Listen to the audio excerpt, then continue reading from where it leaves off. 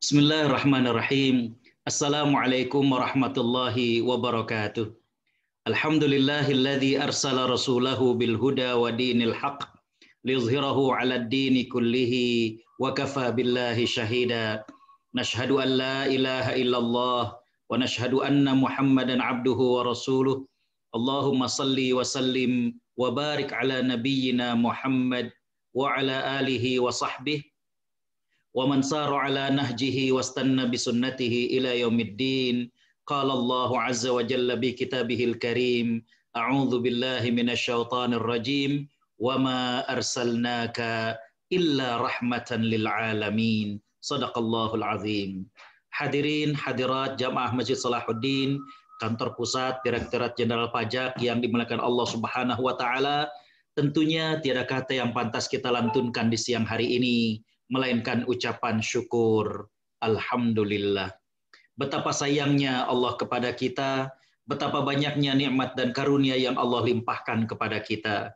Kembali Allah percayakan hidup bagi kita di hari ini. Allah sehatkan kita, Allah limpahkan rizkinya yang begitu luas kepada kita. Sungguh, kalau kita bermaksud menghitung nikmatnya, kita tidak akan sanggup untuk menghitungnya. Tapi memang Allah tidak meminta kepada kita untuk menghitung nikmatnya. Yang Allah minta kepada kita adalah mensyukuri nikmatnya. Tak lupa salawat teriring salam kita haturkan kepada panutan kita, Nabi Muhammad sallallahu alaihi wasallam. Sosok yang kita cintai, sosok yang kita rindui, yang kita berharap mudah-mudahan dengan cinta kita kepada beliau, Allah Subhanahu wa taala berkenan untuk mempertemukan kita serta mengumpulkan kita dengan Nabi sallallahu alaihi wasallam di surganya. Amin ya rabbal alamin. Hadirin hadirat para perindu surga Allah Subhanahu wa taala, hari ini kita memasuki bulan Rabiul Awal, ya, di mana bulan kelahiran Nabiullah Muhammad sallallahu alaihi wasallam. Karena itu tema yang diamanahkan kepada saya adalah detik-detik kelahiran Nabi sallallahu alaihi wasallam dan sejarah perayaan Maulid Nabi sallallahu alaihi wasallam. Kita awali hadirin khotal iman rahimakumullah. Bagaimana kisah dan riwayat tentang dilahirkan Nabi sallallahu alaihi wasallam. Ini banyak sekali riwayat, ya. Ada yang mengatakan bahwa ketika beliau dilahirkan, beliau sudah dalam keadaan terduduk sambil kemudian ibu jari beliau isap. Maka setelah diteliti oleh para ulama, ternyata hadisnya adalah lemah. Ya. Beliau lahir sebagai seorang yang biasa, beliau lahir dalam keadaan biasa. Ya. Tapi yang menarik adalah apa yang beliau ceritakan, yang hadis ini merupakan hadis yang sahih dari sahabat Al-Irbad bin Sariyah radhiyallahu anhu. Ya. Di mana Nabi SAW mengatakan, da'wati Abi Ibrahim wa bisyarati Isa qaumahu. Aku adalah ijabah, dikabulkannya doa daripada kakekku Ibrahim dan kabar gembira yang disampaikan oleh Nabi Isa alaihissalam kepada kaumnya. Wa ru'ya ummi allati ra'at ka'annahu kharaja minha nurun adha'at lahu qusur Syam. Dan aku juga merupakan bukti daripada mimpi ibuku yang melihat seolah-olah cahaya keluar menyinari istana-istana di negeri Syam. Ya. Hadis ini adalah hadis yang sahih. Sehingga dengan demikian, ya, maka pada saat Nabi Shallallahu Alaihi Wasallam akan dilahirkan, sang ibunda bermimpi bahwa beliau melihat bagaimana cahaya yang menyinari sampai kepada istana-istana di negeri Syam. Para ulama mengatakan, kenapa dikhususkan kalimat sampai ke negeri-negeri ataupun istana-istana negeri Syam? Ini menunjukkan bahwa nanti yang akan menjadi penjaga daripada keimanan adalah orang-orang di negeri Syam. Ya. Mereka merupakan benteng keimanan, di mana orang-orang Syam, dijelaskan dalam hadis yang lain, adalah orang-orang yang terbaik, orang-orang yang memiliki kelembutan hati dan lain sebagainya. Jadi kembali bahwa pada saat Nabi SAW lahir, ya, beliau terlahir biasa, namun sebelumnya ibunda daripada Nabi SAW ini bermimpi bahwa dalam mimpinya dia melihat bahwa cahaya-cahaya akan sampai kepada istana-istana di negeri Syam. Dan ini merupakan berita gembira yang menghibur bahwa anak ini merupakan anak yang istimewa, ya, dan tiada lain beliau adalah Nabi Muhammad SAW. Hadirat para perindu surga Allah Subhanahu wa taala. Para ulama sepakat ya, bahwa Nabi Shallallahu Alaihi Wasallam lahir pada hari Senin. Ya, ini yang disepakati oleh para ulama. Berdasarkan hadis yang diriwayatkan oleh Imam Muslim nomor 1162, Nabi Shallallahu Alaihi Wasallam bersabda, ya, "Dzalika yauma wulidtu fihi wa yauma bu'itsu wa unzila alayya fihi." Nabi Shallallahu Alaihi Wasallam ketika ditanya tentang saum pada hari Senin, saum pada hari Kamis, belum mengatakan saum pada hari Kamis lantaran aku dilahirkan pada hari Senin. Ya. Ditanya tentang saum pada hari Senin dan Kamis, beliau mengatakan aku dilahirkan pada hari Senin. Ya. Dan hari itu juga aku diutus, dan pada hari itu juga wahyu diturunkan oleh Allah Subhanahu wa taala. Jadi kembali bahwa disepakati oleh para ulama bahwa kelahiran Nabi Shallallahu Alaihi Wasallam adalah pada hari Senin, dan saat Nabi dilahirkan sang ayah sudah meninggal dunia. Ya. Sang ibu yang melahirkan beliau seorang diri. Ya. Hadirin khotal iman rahimakumullah. Adapun tentang keutamaan, bagaimanakah saum Senin dan Kemis? Ya. Selain dari Nabi SAW mengatakan bahwa beliau itu dilahirkan pada hari Senin, beliau diutus, dilantik menjadi Nabi pada hari Senin, dan beliau juga menerima wahyu pada hari Senin, maka Nabi SAW juga mengatakan di antara keutamaan saum pada hari Senin adalah dzalika yaumani tu'radu fihimal a'malu ala rabbil alamin. Dua hari tersebut, artinya Senin dan Kemis, adalah hari di mana amalan-amalan akan dilaporkan, dipaparkan, disampaikan kepada Allah Rabbul Alamin.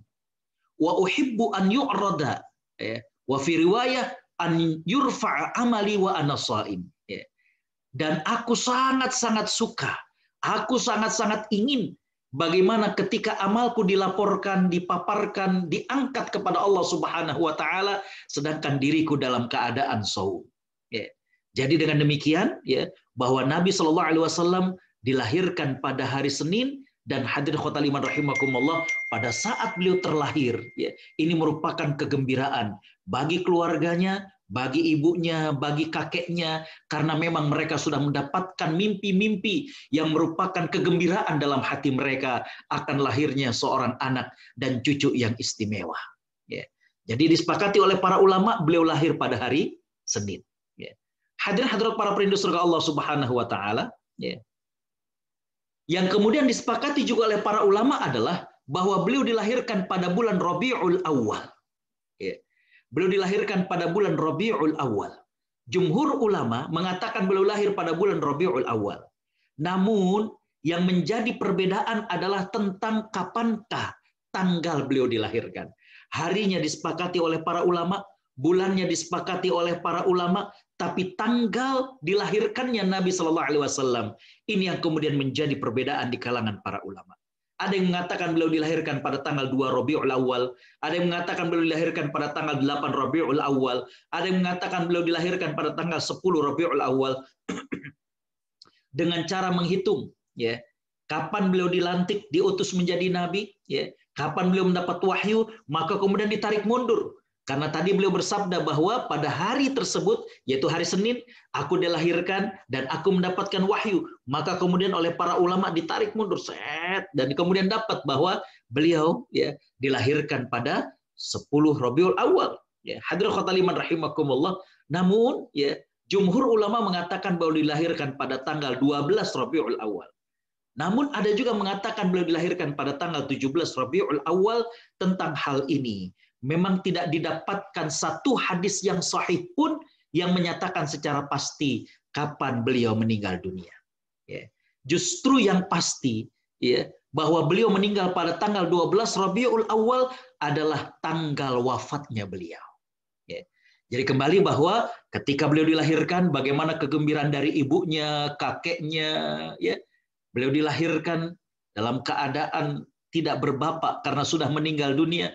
Namun para ulama mengatakan ini tetap tidak mengurangi kegembiraan orang-orang yang ada di sekitar beliau ketika beliau dilahirkan. Beliau dilahirkan pada hari Senin, ya, bulan Rabiul Awal, hanya saja para ulama berbeda pendapat tentang tanggalnya, kapankah Nabi Shallallahu Alaihi Wasallam dilahirkan. Hadirin hadirat para perindu surga Allah Subhanahu wa taala. Ya. Kita masuk kepada tentang sejarah peringatan Maulid. Ya. tentang sejarah peringatan Maulid ini memang agak sulit juga melacaknya, karena terjadi bermacam-macam ya, pandangan tentang siapakah yang pertama kali mengadakan peringatan Maulid ini. Ya. Paling tidak ada 3 pandangan yang menyatakan bahwa inilah yang mengadakan pertama-tama perayaan Maulid. Yang pertama adalah pandangan yang mengatakan yang pertama mengadakan peringatan Maulid adalah Salahuddin Al-Ayyubi. Ya. Bagaimana pahlawan Islam ini melihat kendornya semangat kaum muslimin. Ya. Dia melihat bagaimana kebalikannya. Ya. Bagaimana mereka-mereka pemeluk agama Nasrani saat itu begitu kuatnya, begitu komitmennya ya, dengan ajaran mereka.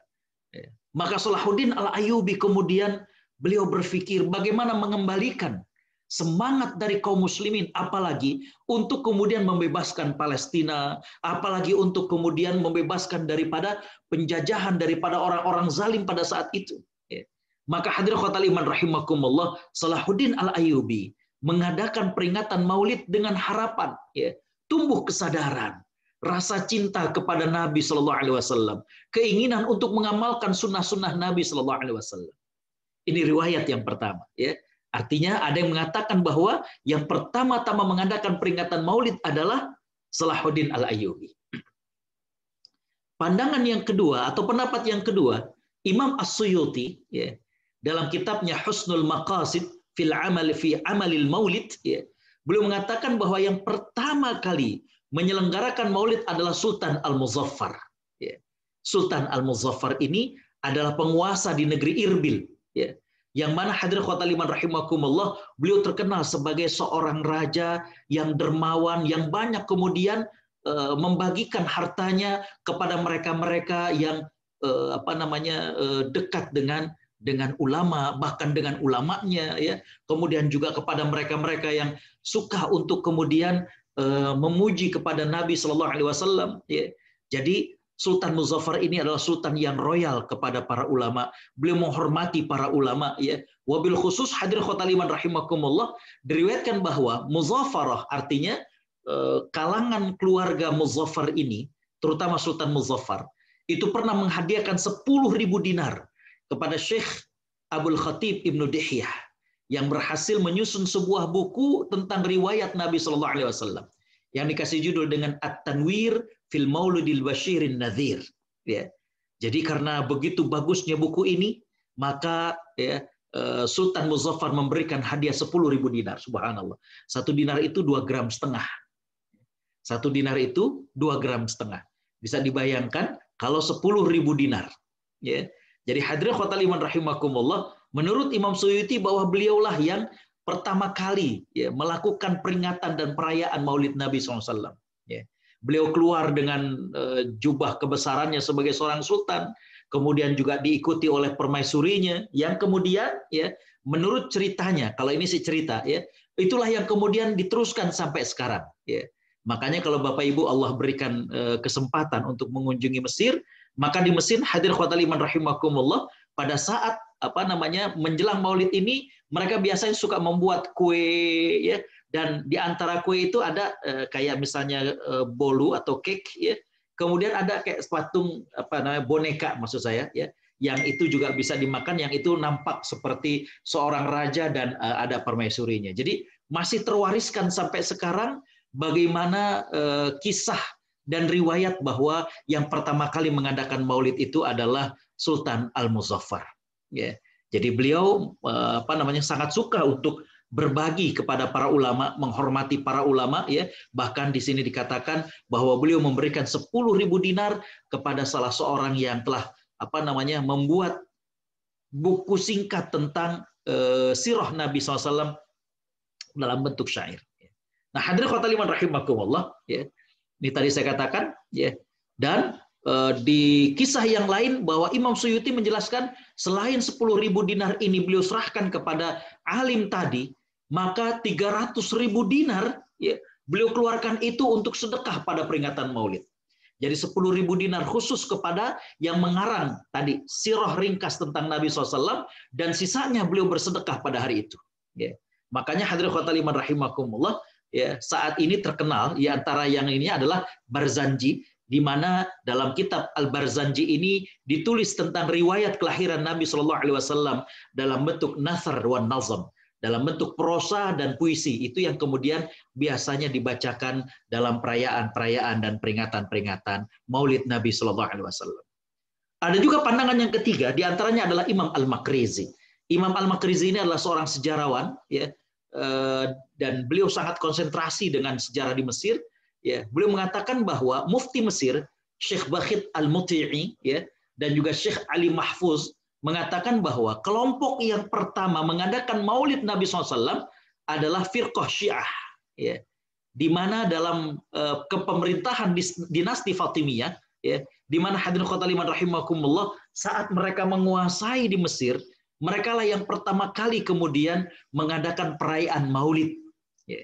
Jadi hadirin khotimah rahimakumullah, inilah tiga pandangan yang menyatakan tentang siapa yang pertama mengadakan perayaan Maulid. Ada yang mengatakan tadi, saya katakan bahwa hadirin khotimah rahimakumullah, yang mengadakan Maulid ini adalah Salahuddin Ayyubi, ada yang mengatakan adalah Sultan Al-Muzaffar, dan ada yang mengatakan bahwa yang pertama melakukan daripada peringatan Maulid ini adalah Daulah Fatimiyah. Daulah Fatimiyah ini adalah daulah yang jauh setelah Umayyah, jauh Daulah Abbasiyah, kemudian Daulah Fatimiyah, di mana mereka termasuk di antara pengikut firqah Syiah, ya, yang menurut para ulama adalah firqah yang sesat karena mereka memiliki keyakinan yang ekstrim, adalah yang pertama melakukan ataupun merayakan Maulid menurut imam ataupun Syekh Al-Makrizi. Ya. Terlepas daripada hal ini, maka hadirin khotimah rahimakumullah, ya, ini beberapa alasan yang disampaikan bagi mereka yang mengadakan Maulid. Ya. Yang pertama adalah sebagai bentuk kesyukuran. Ya. Karena Allah Subhanahu wa Ta'ala berfirman dalam surat Yunus ayat 58. Ya. Dalam surat Yunus ayat 58, A'udzubillahi minasyaitonirrajim, Qul bifadlillahi wa birahmatih, fabidzalika falyafrahu huwa khairun mimma yajma'un. Ya. Allah Subhanahu wa Ta'ala berfirman, katakanlah, bifadlillah, dengan karunia Allah Subhanahu wa Ta'ala, wa birahmatihi, dan rahmat daripadanya, fabidzalika falyafrahu, maka hendaklah mereka bergembira.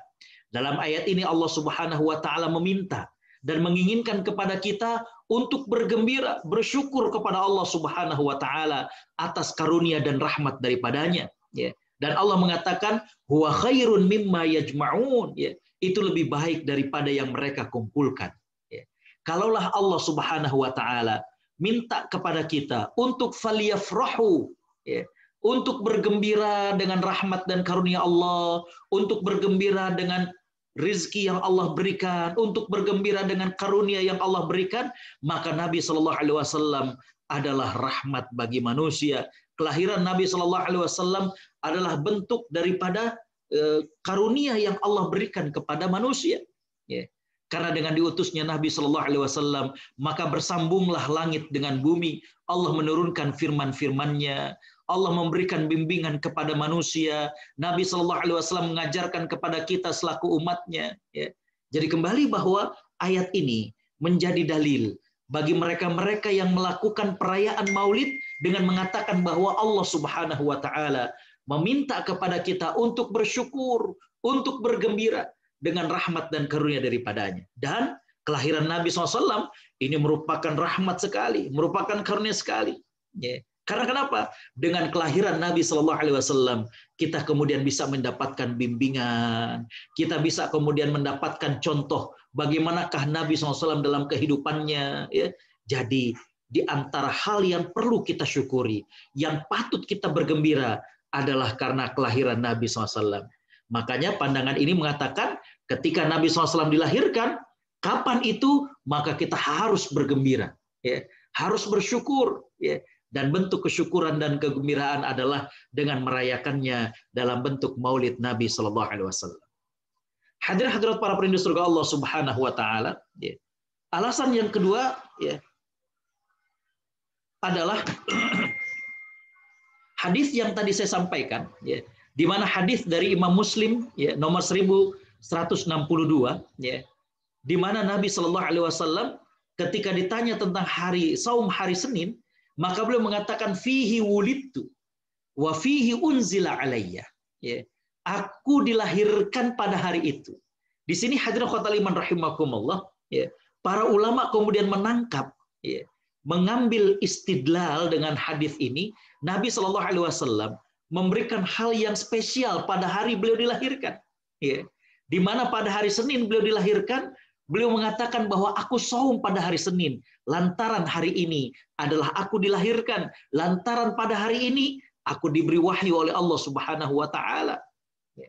Ini menunjukkan bagaimana kelahiran beliau adalah sesuatu yang istimewa. Ya.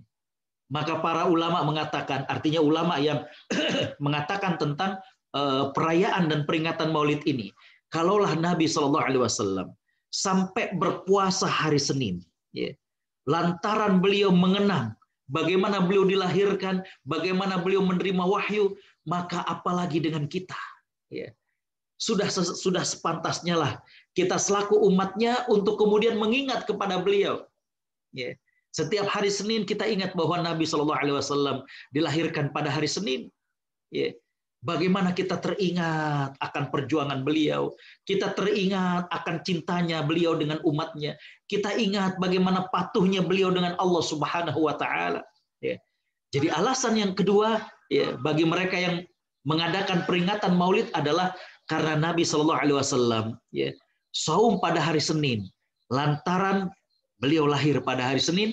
Ini menunjukkan bahwa hari kelahiran beliau merupakan hari yang istimewa, dan dengan demikian, ya, dalam pandangan ini kita selaku umatnya juga mesti menganggap istimewa dan membuat acara-acara yang istimewa pada saat Rabiul Awal atau kelahiran Nabi Shallallahu Alaihi Wasallam. Hadirin khotal iman rahimakumullah. Tentunya ada pandangan yang membid'ahkan, ya, tentunya. Ya. Ada banyak dikutip bagaimana pandangan imam ini, imam itu, imam ini, dan imam itu. Tapi hadirin khotal iman rahimakumullah, ya, di sini menarik tentang rincian, ya, bagaimana melihat perayaan dan peringatan Maulid itu. Ya, ya, saya katakan bahwa dari sini ada juga, ya, yang mengatakan peringatan Maulid itu adalah bid'ah. Yang pertama tentunya karena tidak ada dalil yang memerintahkan hal itu, baik dari Al-Quran maupun hadis Nabi SAW. Ya. Yang kedua adalah bahwa itu nggak dilakukan oleh Khulafa ar-Rasyidin. Ya. Di zaman mereka nggak ada hal tersebut. Ya. Namun jalan tengahnya, ya, yang menarik adalah melihat apa yang dilakukan pada saat perayaan itu. Ya. Dan ini saya kutip apa yang disampaikan oleh pengarang daripada kitab Al-Hawi lil Fatawa. Ya. Di mana beliau ketika ditanya tentang bagaimanakah hukum memperingati Maulid Nabi Shallallahu Alaihi Wasallam, beliau mengatakan wal jawabu indi, ya, anna asla amalil maulid alladhi huwa ijtima'un nas wa qira'ah ma tayassara minal Qur'an wa riwayatul akhbaril waridah fi mabda'i amrin Nabi Shallallahu Alaihi Wasallam ma waqa'a fi maulihi di minal ayat thumma yamuddu lahum simatun ya'kulunahu wa yansarifunahu min ghairi ziyadatin ala dhalika minal bid'il hasanati allati yuthabu 'alaiha sahibuha lima fihi min ta'zimi qadarillah. Lima fihi min ta'zim qadarin Nabi sallallahu alaihi wasallam. Menurut pengarang daripada Al-Hawi, ya, ini adalah dalam pandangan penulisnya bermadzhab Syafi'i, ya. Menurut saya, kata beliau, perayaan Maulid yaitu di mana orang-orang kumpul baca Quran, kemudian membaca kisah Nabi Shallallahu Alaihi Wasallam, baik dalam bentuk nasar ataupun prosa ataupun nazam dalam bentuk puisi. Ya. Bagaimana dibacakan kisah Nabi SAW, baik kelahirannya, baik perjalanan hidupnya. Ya. Lalu kemudian ketika mereka acara tersebut, lalu dihidangkan makanan untuk dinikmati bersama. Setelah itu mereka pulang. Ya. Maka di sini dikatakan tidak ada salahnya. Ya. Bagaimana orang kumpul baca Quran, ya. Kemudian orang kumpul setelah baca Quran, mereka kemudian diperdengarkan tentang bagaimanakah sejarah Nabi SAW. Ya. Pada saat beliau dilahirkan bagaimana, pada saat beliau kecil bagaimana, pada saat beliau remaja bagaimana. Jadi dalam waktu yang singkat yang hadir kemudian diceritakan lagi tentang Nabi Shallallahu Alaihi Wasallam. Sehingga muncul rasa cinta kepada beliau, muncul kemudian rasa simpati kepada beliau. Ya. Dan hadirin khotal iman rahimakumullah, setelah itu ada makanan yang dihidangkan bersama-sama. Ya. Tapi tidak ada hura-hura, tidak ada ritual-ritual yang bertentangan dengan agama, maka di sini dikatakan bahwa mereka-mereka yang melakukannya yuthabu 'alaiha, ya. Mereka akan diberikan pahala dari Allah Subhanahu wa taala. Kenapa demikian? Lima fihi min ta'zimi qadarin Nabi SAW.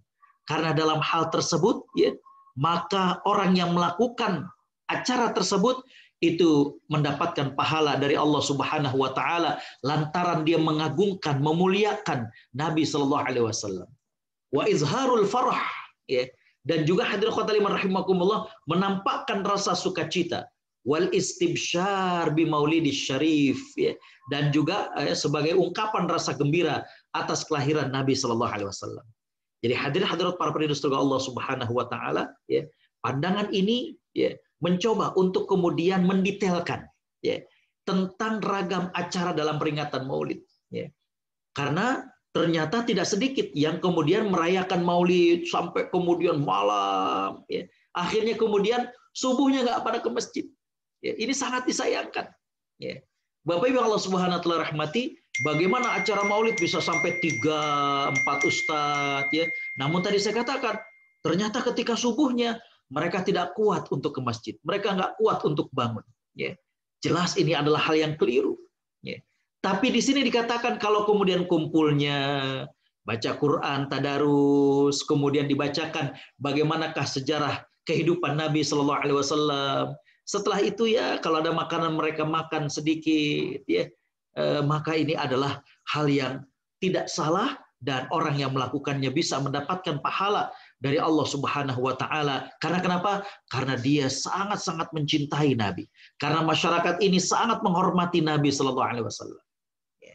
Ini pandangan, ya, ataupun alasan dari mereka-mereka yang merayakan, ya, peringatan Maulid. Hadirin khotaliman rahimakumullah. Namun kalau kita lihat bahwa, ya, jadi tadi pandangan ataupun hukum melakukan acara Maulid itu tadi saya katakan ada yang mengatakan tidak boleh sama sekali, tapi ada yang kemudian boleh, ya, tapi ada yang kemudian boleh dengan bersyarat. Ya. Hadirin khotaliman rahimakumullah. Apa catatan-catatan kalau memang Maulid itu dibolehkan? Ya. Jadi saya tidak menutup ini kan bahwa ada juga yang mengatakan tidak boleh. Ya. Alasan mereka adalah tidak ada hadis Nabi SAW. Tapi ada juga yang mengatakan boleh. Yang tadi saya katakan dalilnya adalah hadis daripada Imam Muslim. Ya. Kemudian juga firman Allah. Ya. Nah, hadirin khotaliman rahimakumullah. Ada yang pandangan pertengahan yang mengatakan boleh, tapi harus kemudian memperhatikan hal-hal berikut. Yang pertama adalah tentang pada saat acara tersebut. Ya. Pada saat peringatan Maulid, ya, hendaklah diisi dengan bacaan-bacaan sholawat dan sejarah Nabi SAW. Ya. Jadi bukan dengan hura-hura atau maaf yang dilakukan oleh sebagian, ya, kalangan sufi, tarekat sufi, yaitu dengan cara mereka menari-nari, bahkan wal-iyazubillah. Itulah karenanya sampai kemudian ada seorang ulama yang mengatakan haram. Ya, karena kenapa? Karena ketika mereka melihat perayaan Maulid, ya, di salah satu negara campur antara laki dengan perempuan, berdesak-desak dan lain sebagainya. Tentu hadirin khotaliman rahimakumullah, hal ini adalah yang sangat-sangat dilarang dan tidak dibolehkan. Ya. Jadi kembali bahwa pandangan yang membolehkan peringatan Maulid kemudian memberikan beberapa syarat dan beberapa catatan. Yang pertama adalah hadirin khotaliman rahimakumullah, mengisi acara tersebut dengan bacaan-bacaan sholawat kepada Nabi. Ya, doa kepada Nabi SAW, doa kepada orang-orang yang telah ditinggalkan. Ya. Yang kedua adalah, ya, bagaimana catatan pada saat perayaan Maulid, yaitu dengan berzikir dan meningkatkan ibadah kepada Allah Subhanahu wa taala. Allah Subhanahu wa taala berfirman, "A'udzubillahi minasyaitonir rajim. Qul in kuntum tuhibbunallah fattabi'uni yuhibbukumullah wa yaghfir lakum dzunubakum." Katakanlah, jika kalian mencintai Allah Subhanahu wa taala, maka ikutilah aku, kata Nabi SAW. Ya. Maka bentuk kecintaan kita kepada Nabi Sallallahu Alaihi Wasallam adalah dengan kita memperbanyak zikir, dengan meningkatkan ibadah kepada Allah Subhanahu Wa Taala. Yang ketiga, yang kemudian harus diperhatikan pada saat kita sebagian ada yang mengatakan tentang perayaan Maulid ini adalah baca sejarah Nabi SAW. Ceritakan kebaikan-kebaikan Nabi, ceritakan keutamaan-keutamaan beliau. Ya. Bagaimana Nabi melakukan ini, bagaimana Nabi melakukan itu, bagaimana sayangnya Nabi kepada para sahabat, ya. Bagaimana Nabi SAW perhatian kepada umatnya, ya. Terutama juga keutamaan-keutamaan beliau, ya. Ini yang kemudian diharapkan bahwa dengan peringatan tersebut manusia menjadi semakin tertarik, semakin suka untuk mengidolakan Nabi SAW. Ya. Sekarang kan, aduh subhanallah, ya kadang kita suka kemudian merasa sedih ketika anak-anak kita atau anak-anak sekarang itu mereka mengidolakannya yang lain. Ya. Yang keempat, hadirin khottaliman rahimakumullah, ya hendaklah diisi peringatan tersebut dengan cara bersedekah, ya. Dengan cara berbagi kepada mereka-mereka yang membutuhkan, baik fakir, miskin dan lain sebagainya. Ya. Yang kelima, bahwa ya dengan meningkatkan silaturahim. Ya. Jadi peringatan Maulid Nabi Shallallahu Alaihi Wasallam mesti kemudian memberikan buah, ya. Bahwa diantaranya itu adalah menjadi ajang silaturahim, bukan kemudian ajang kemaksiatan lantaran kemudian beramai-ramai kumpul laki dengan perempuan dan lain sebagainya, bukan. Justru ini adalah merupakan sarana untuk kemudian meningkatkan silaturahim. Yang keenam, hadirin khottaliman rahimakumullah, mesti menunjukkan rasa gembira. Ya Allah, bulan Rabiul Awal, ya, bulan di mana Nabi Shallallahu Alaihi Wasallam dilahirkan. Hadirkan dalam hati kita bagaimana rasa gembira dan bahagia. Ya. Hadirin khottaliman rahimakumullah, kita ingatkan anak kita, nak sekarang bulan Rabiul Awal, apa ya?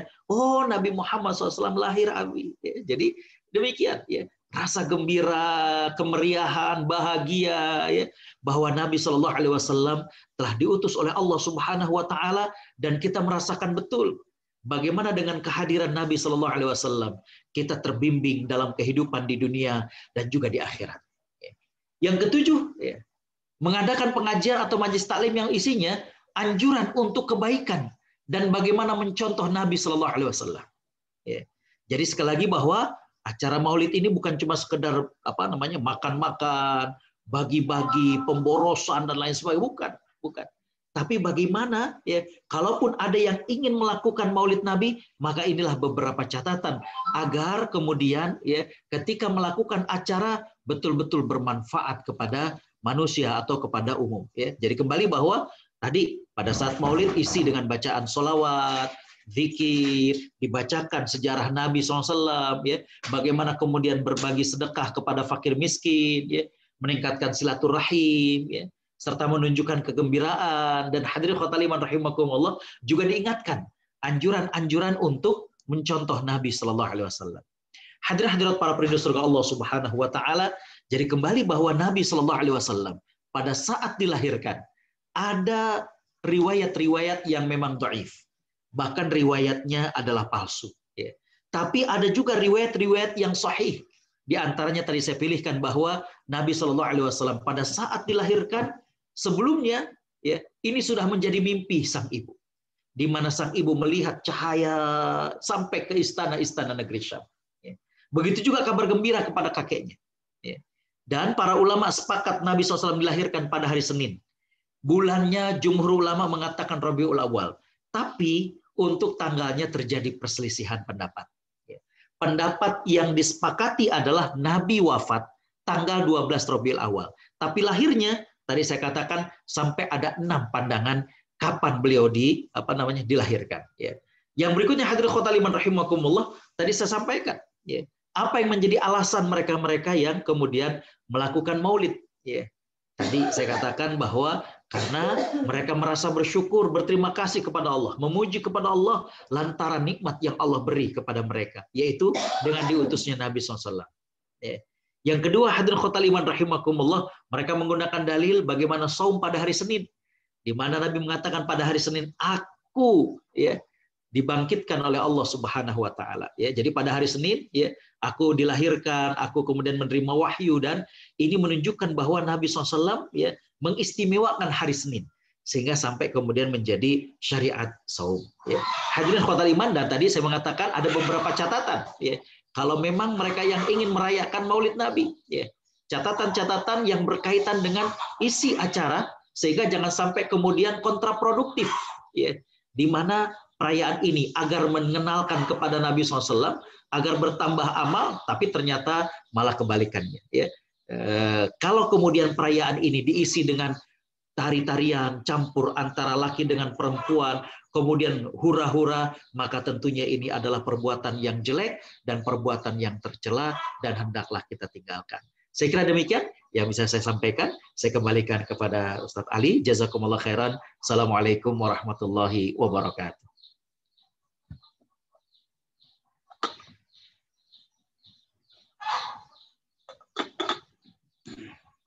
Masih di mute, Ustadz?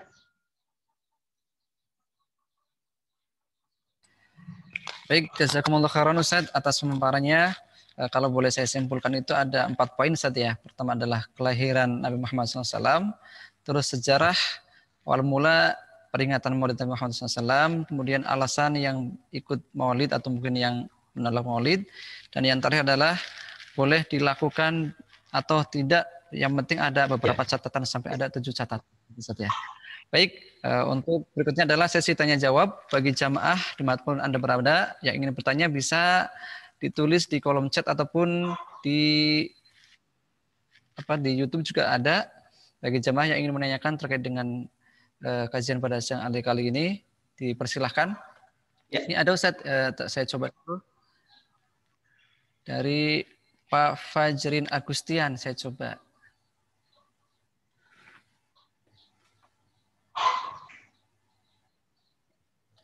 Ya, silakan Bapak Fajrin Agustian yang tadi sudah mengangkat tangannya.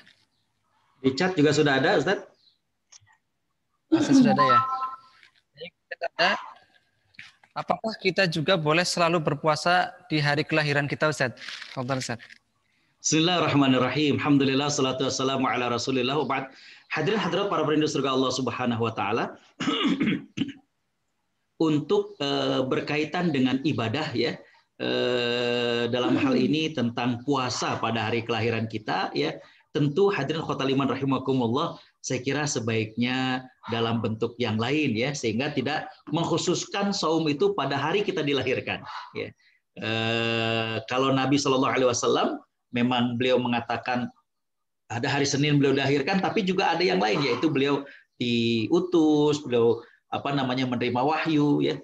Jadi sependek yang saya pahami, kalau memang kita ingin bersyukur kepada Allah Subhanahu wa taala atas nikmat bahwa kita sudah dilahirkan di dunia ini, maka saya kira boleh kita puasa, tapi jangan kemudian menjadi harga mati bahwa setiap hari kelahiran kita kemudian saum ya. Saya kira demikian. Wallahu a'lam. Baik Ustadz, sambil nunggu juga pertanyaan dari jamaah, mungkin dari saya pribadi, terkait masalah tadi bahwasanya Imam Suyuti mengatakan bahwa Sultan Al-Mudzaffar itu pernah memberikan hadiah 100.000 Ustadz ya, 100.000 dinar untuk Syekh Abdul Ibnu Khatib. Karena karangan beliau At-Tanwir fil Maulid Al-Nazir.